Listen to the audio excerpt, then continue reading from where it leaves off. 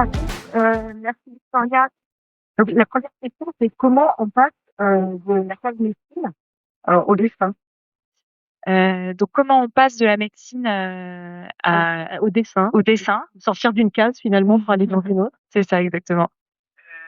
Alors, oui, bah, en fait, je viens d'une famille de scientifiques, donc forcément, ça pousse à des parcours. Donc, j'ai eu un parcours assez scientifique au lycée et après, donc j'ai fait médecine vraiment par dépit parce que j'avais pas d'autre choix. Euh, Et du coup, bah, c'est vrai que j'ai toujours aimé dessiner, mais quand j'étais petite, mes parents me disaient, «Non, mais c'est pas un métier, tu dessineras, à côté de ton vrai métier, quand tu auras un petit moment pour toi, quoi». Et bah, il y a pas grand-chose à dire, donc oui. Donc j'ai fait médecine, c'était un milieu familier, que je connaissais déjà un petit peu, dans les conversations que j'ai eues de famille, toute mon enfance. Donc c'est pas c'est pas un milieu qui me déplaisait, mais pour être médecin, il faut vraiment, que ce soit une vocation. Et donc moi, j'étais plus là à reproduire les schémas anatomiques, avec entrain que, à, vraiment, donner toute ma personne, dans l'apprentissage, des, millions d'informations à intégrer dans le cerveau. Donc j'ai pas eu médecine et c'était un peu le gros échec de ma vie. Il fallait que je l'annonce, à la famille et bah, je me suis un peu enfuie en fait, après je suis partie à Paris, parce que je viens de Strasbourg et c'est ma mère qui m'a laissé carte blanche. Elle m'a dit: «Bon écoute, fais vraiment ce que tu as envie maintenant et débrouille-toi, mais trouve-moi, un truc à faire, de ta vie maintenant». Et donc c'est comme ça que j'ai fait des recherches et que je suis tombée sur, l'atelier de sœur et que j'ai commencé vraiment à faire ce que j'aime vraiment. Donc en sortant de l'atelier de sève, tu as commencé par le dessin d'animation en travaillant chez Disney, puis après tu t'es lancé dans le dessin de presse en commençant au palais de justice. Tu as suivi les procès du Mediator, Sarkozy, etc. Et tu es entré, tu as été accrédité à l'Assemblée nationale. Alors comment on se fait une place à l'Assemblée nationale? Comment on est accrédité à l'Assemblée nationale? Et comment on se fait une place dans le dessin de presse? Là, on a un dessin qui est paru, enfin qui a été notamment qui est passé sur France 24. Donc comment on arrive à faire sa place? Et comment tu es entrée déjà à l'Assemblée nationale? Alors ça s'est fait vraiment petit à petit et naturellement à force. C'est-à-dire que moi j'ai déjà commencé à faire des dessins de presse quand j'étais en école, d'animation. Quand il y avait des grands moments qui m'ont vraiment touchée, notamment les attentats ou le feu à Notre-Dame. Donc c'est vraiment, naturellement que j'ai commencé à faire des dessins et à envoyer, aux journaux. Mais je me suis vraiment impliquée dedans quand j'ai eu l'opportunité de commencer à dessiner, pour, le magazine Hors Normes où j'ai dessiné pendant 1 an, chaque semaine dans le magazine. Et je suis aussi, j'ai rejoint l'association Cartooning for Peace. Je sais pas si vous connaissez? C'est, l'association que Plantu a fondée pour, dessiner pour la paix et soutenir les dessinateurs du monde entier, qui, n'ont pas la même liberté d'expression que nous dans notre pays. Hem Et donc c'est là que j'ai vraiment été amenée à beaucoup dessiner, pour la presse et voilà, notamment des collaborations avec, la chaîne de télévision France 24, Une semaine dans le monde où, parfois nos dessins sont pris, pour, parler de l'actualité mondiale, et française notamment là sur ce dessin.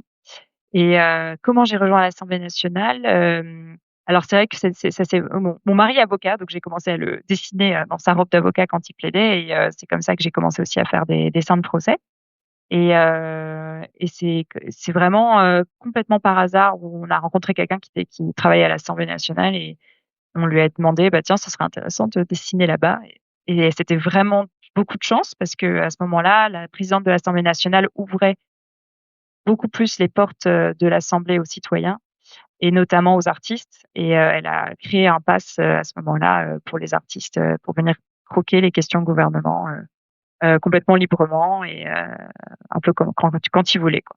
Et tu m'as dit qu'il y avait aussi une sélection chez Cartooning for Peace pour, par exemple, dessiner faire des dessins pour le monde.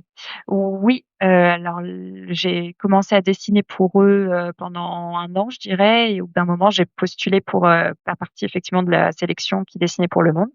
Donc j'ai été, prise, en septembre dernier Donc je reçois, régulièrement les thèmes, du monde pour, pouvoir, proposer des dessins et les envoyer. J'ai pas encore été sélectionnée, donc j'en ai pas encore beaucoup envoyé, c'est assez récent, mais j'espère qu'un jour ça arrivera Mais il y a eu et un dessin dans le Canard enchaîné, en tout voilà. cas. Ouais, Donc, enfin, moi, je voulais te poser une question, c'est comment tu travailles, comment tu choisis un sujet, un angle, comment tu arrives finalement à réduire en une image une situation qui peut être parfois complexe, mais mmh. parfois dans l'urgence aussi, j'imagine. Oui, tout à fait. Ben, c'est vrai que quelqu'un m'avait dit, je me demande si c'est pas Plantu quand je l'ai rencontré, qui m'a dit, «Le dessin de presse, il faut, être le premier à dessiner sur, telle actu. Enfin, faut être super réactif» et c'est vrai que pour ce dessin, j'avais j'ai eu une notification sur mon portable sur la nomination du maire de enfin l'élection du maire de New York, vers 3 heures du matin et je sais pas, j'ai tout de suite, eu l'envie de faire un dessin, sur,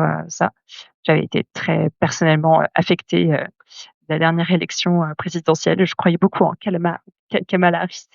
Donc ça m'a fait un bien fou et voilà, c'est pour ça que j'avais fait, ce dessin et j'ai été assez contente Donc tu qu'il t'es soit mis, pris dans le Canard enchaîné. donc tu t'es mis à 3 heures du matin pour Ou bah, et il t'as tout était de suite fini, essayé. fin de matinée, je l'avais envoyé, je pense que, voilà, ça s'est fait comme ça.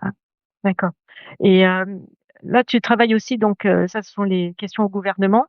Là, comment tu travailles? Parce que là, on a quand même, pendant 2 heures, c'est hyper intense, avec une trentaine de questions. Comment tu arrives à sélectionner, dans un dessin? Comment est-ce que tu fais tout en direct, à l'Assemblée nationale ou au Sénat?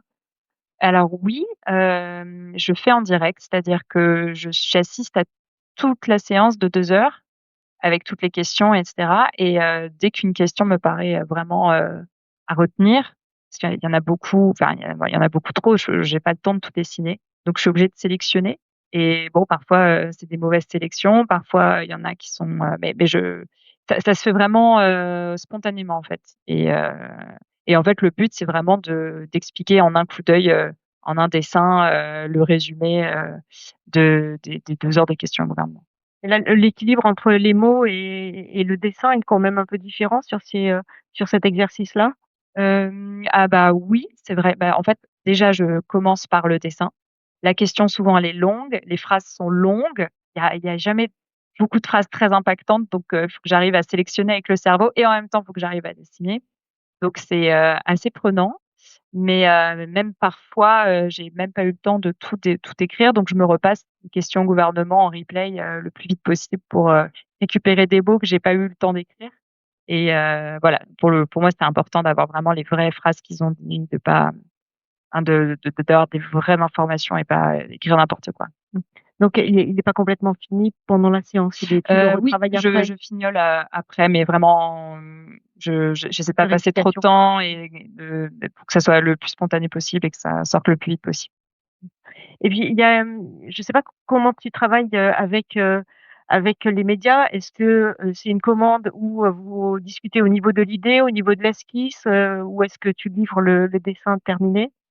Alors pour le coup, c'est totalement bénévole. Je fais ça, pour mon réseau, vulgariser la politique et LCP parfois, me contacte, avant quand elle voit que je suis là pour, que je vienne, faire un duplex, une petite interview de 2 minutes pendant, leur émission pour, donner un peu mon point de vue sur, la séance, à la fin. Mmh. Et quand tu as une commande par un média, comment ça se passe? Est-ce que c'est, on te commande une idée, on te donne un thème? Est-ce que Non, alors pour le coup, ça dépend des médias. Il y en a avec qui j'ai eu une collaboration plus longue, donc oui, pour le coup, c'est plutôt moi qui propose et eux me disent si ça leur va ou pas et si bah, c'est souvent comme ça. J'ai jamais vraiment de commande de médias, pour tel ou tel, sujet. sinon il y a un sujet dont on a parlé, c'est une question qu'on s'est beaucoup posée, à la guilde qui est, comment on travaille, comment on tire la plume d'un client avec lequel on partage pas automatiquement toutes les valeurs. Mmh. Donc le dessin, c'est un point de vue, ça peut être grinçant. Comment tu trouves l'équilibre entre, ton point de vue, et la ligne éditoriale? Parfois ça peut être un peu, Bah, sur déjà, le fil. j'essaie de choisir des médias avec qui, on partage, plus ou moins les valeurs. Hem, donc et puis s'il y a un dessin, qui qui m'est demandé de faire, et qui ne rentre pas, que je me sens pas de dessiner, je leur dis et je le dessine pas, en fait. Donc j'ai jamais été confrontée encore à ce genre de situation. Parce que c'est quand même un point de vue assez fort. Tu me disais, la notion de célébrité, avait une certaine définition Oui, chez Cartooning Forty. c'est vrai que chez Cartooning for Peace, on a pas mal de formations, notamment pour parler de la liberté d'expression dans les écoles et les prisons, et on est amené à se rencontrer avec les autres dessinateurs. C'est vraiment, très enrichissant, et il y a un dessinateur qui m'a dit la phrase un jour, de toute façon, «Le jour où tu deviens connu, c'est le jour où tu reçois tes premières menaces de mort». Enfin, c'est, très positif. Sinon, depuis ton premier court-métrage d'animation, Modern Man, avec, Emma Eureka, et là à l'Assemblée nationale, tu es très,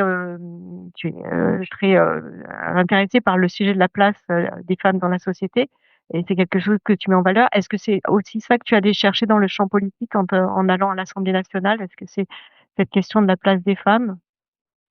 Étant une femme, forcément, je me retrouve un peu dans ce combat-là, parce que je me suis rendu compte toute ma vie aussi des grosses inégalités, encore en 2025, et c'est vrai que quand j'ai réalisé ce film, c'est mon film de fin d'études, qui s'appelle Modern Man, et qui parle, d'une mamie, qui pète un câble, dans son couple, et qui montre une autre vision de la femme, à son mari, qui est resté un petit peu, dans les années 50, et ils sont toujours amoureux, hein, ils sont heureux comme ça, et voilà, donc c'est un film qui a eu, quelques prix. Il a été vu un peu partout, dans le monde, dans des petits festivals, donc il a eu une petite vie, et ça m'a donné envie de continuer à raconter des histoires, que ce soit dans le dessin animé, dans les films ou dans la bande dessinée.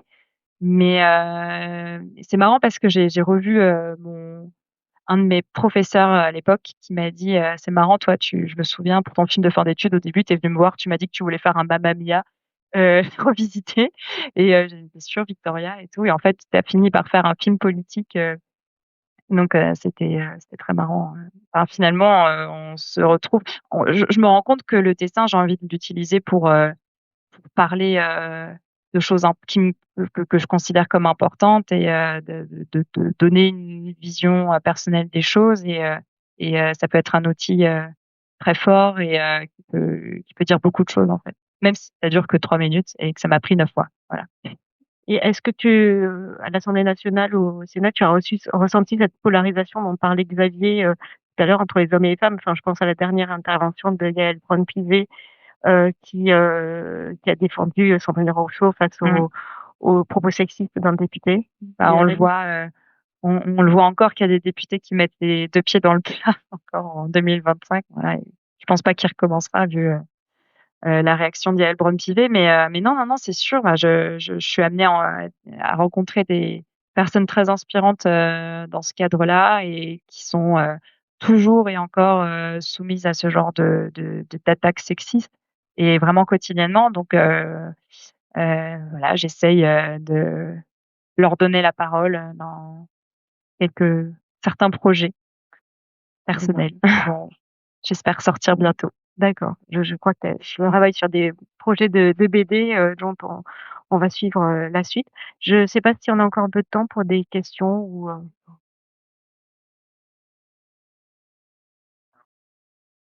donc je répète juste la question pour l'enregistrement.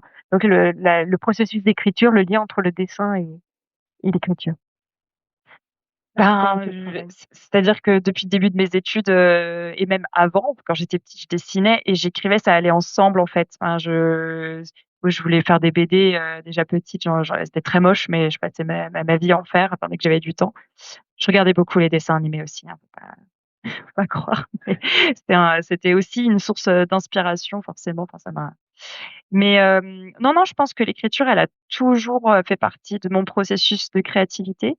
Pareil, journaux intimes, je suis capable de passer, du temps, beaucoup de temps, à raconter ma vie, pour moi toute seule, voilà. Mais j'ai ça a toujours été, enfin, ça allait toujours être de pair. Et tu commences par l'écrit ou par le dessin? C'est une très bonne question. L'écrit, je dirais, quand même. Ouais. Ah oui, parce que quand on crée un film, quand on fabrique un film d'animation, on y va vraiment étape par étape et le tout début de tout, ben, c'est, on nous apprend le scénario, la narration. On a eu beaucoup de cours, là-dessus, de cinéma aussi, enfin de culture, de cinéma. Heu, donc non, mais après c'est marrant parce que certains dessinateurs, c'est pas du tout la même chose, hein. Eux, ils vont dessiner, avant d'écrire. Vraiment, c'est vrai, ça dépend vraiment de chacun, je pense. C'est très personnel comme manière de mmh, ouais, c'est très Oui, intéressant. la question effectivement de travailler pour quelqu'un avec qui on partage des valeurs et finalement, est-ce qu'on reste dans sa Mmh, bulle ou pas? c'est très philosophique comme question. Hem Ouais, ouais, complètement. Après, je serais sûrement amenée, dans ma vie à me confronter à ce genre de j'aurais pas le choix et il faudra que je dessine, et honnêtement, je sais pas comment je vais faire. Si je me retrouve, pour sortir de la bulle, oui, mais forcément, je vais être amenée un jour, à ce qu'on me demande de faire un dessin sur tel sujet et qu'on va pas être d'accord, sur, le résultat, sur ce qu'on veut dire. En fait, l'idée, c'est de faire passer des messages et je pense pas que je ferai passer des messages, sur des choses dont je suis contre, en fait. J'ai pas d'exemple parce que ça m'est pas encore arrivé, mais enfin, je me sentirais pas du tout à l'aise et pas bien dans ma peau, de faire ça. Voilà. Un projet de BD, de roman graphique sur l'univers de l'Assemblée, nationale. Alors, déjà à propos de Coco Pello, bah, c'est, un dessinateur et un auteur très talentueux que j'ai eu, la chance de côtoyer, à l'Assemblée. Donc, on a dessiné ensemble, grâce à ce badge, d'accréditation et je pense d'ailleurs que ce badge a pu aussi exister grâce à lui parce que, c'était au moment où il a écrit la fameuse BD, Palais Bourbon, dont vous parliez, enfin c'est grâce à ça que d'autres artistes comme moi ont pu, assister aux questions au gouvernement et qui ont eu la possibilité de dessiner au plus proche, des bancs, des députés. Donc on est situé en tribune gauche, donc on est vraiment à côté de, la France insoumise et depuis pas longtemps, ils commencent à nous mettre à droite, tout à droite, à côté du RN. Donc c'est rigolo, c'est pas du tout les mêmes réactions, mais c'est tout aussi bruyant, en tout cas. Mais voilà, donc tout ça pour alors faut quand même que je réponde à la question. Hem, forcément, ça fait 3 ans que j'y suis. Je suis dans l'univers de la bande dessinée. Forcément, il y a un projet, actuellement qui est, en cours sur la politique. Peut-être même plusieurs. On verra. On vous tiendra au courant. Une autre question.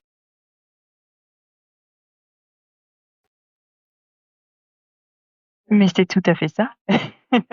Donc c'est la On question est c'est la question c'est de trouver un média pour publier, son C'est dessin. faut savoir que c'est très bouché, c'est très difficile. Donc Plantu, il disait, «Moi, j'ai envoyé, tous les jours des dessins au Monde pendant pas combien de temps, tous les mois, tous les jours», et au bout d'un moment, ils m'ont pris, quoi.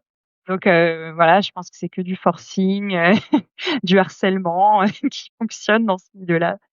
Non, non, mais je suis pas je suis pas au niveau de Plantu, mais oui, oui, non, forcément, il faut jouer des coudes pour faire sa place, surtout quand on est une femme, parce qu'il y a très peu de dessinatrices de presse, à part Coco et Bess, heu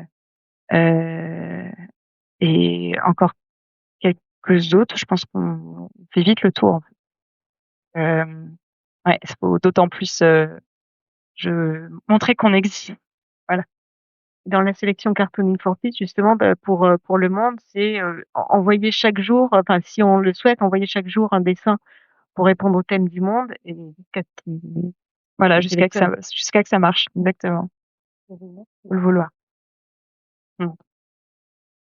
On cherche C'est les sources d'inspiration. Merci pour cette question. Alors oui, il y en a beaucoup de dessins animés déjà. Le premier qui me vient à l'esprit, forcément, c'est Totally Spies, que vous connaissez, je pense tous.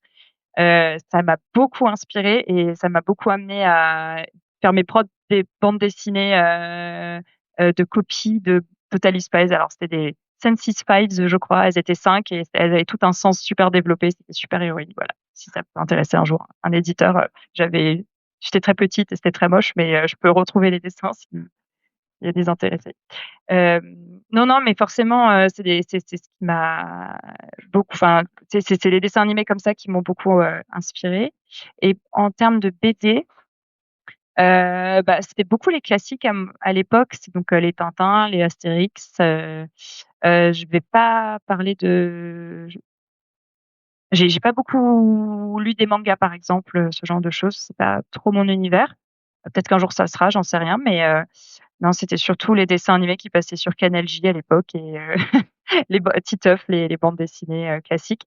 Et surtout quand c'est vrai que moi à partir du moment où je commençais à lire une bande dessinée, je la lâchais très vite pour aller développer mon idée à moi. J'étais, très auto-centrée.